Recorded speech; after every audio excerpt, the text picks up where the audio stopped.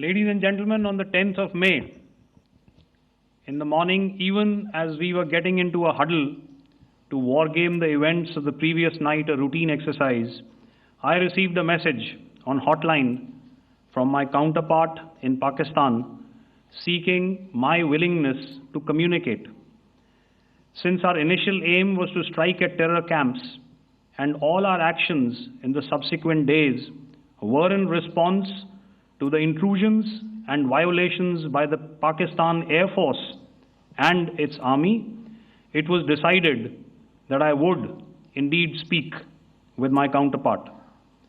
You are already aware, I've seen it being covered on national television, that my communication with the Pak DGMO was conducted at 15:35 hours yesterday and resulted in cessation of cross-border firing and air intrusions by either side with effect from 1700 hours, 10th of May, after he proposed that we cease hostilities.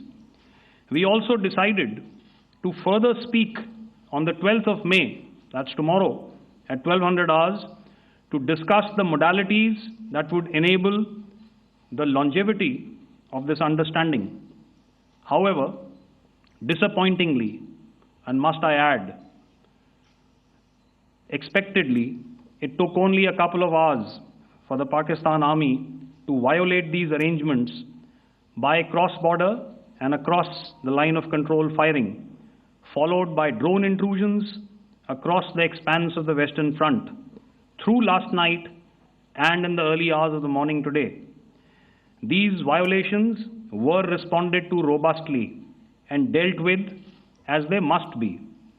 We have earlier today sent another hotline message to my counterpart highlighting these violations of the understanding between the DGMOs on the 10th of May and our firm and clear intent to respond to these fiercely and punitively, if repeated tonight, subsequently, or later. In this regard, I must inform all of you that the Chief of Army Staff has earlier today conducted a security review and has granted full authority to our Army commanders for counter-actions in the kinetic domain in case of any violation by Pakistan. In the end, I pay my solemn homage to my 5 fallen colleagues and brothers from the armed forces and civilians who have tragically lost their lives in Operation Sindoor.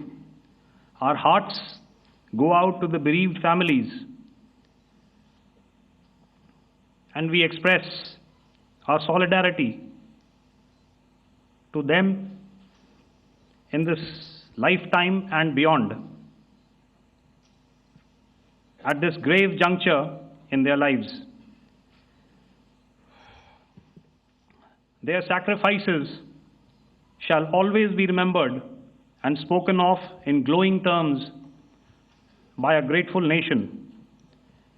We have thus far, ladies and gentlemen, exercised, and my colleague Pramod highlighted this, immense restraint, and our actions have been focused, measured, and non-escalatory. However, any threat to the sovereignty, territorial integrity, and safety of our citizens will be met with decisive force. Jai Hind.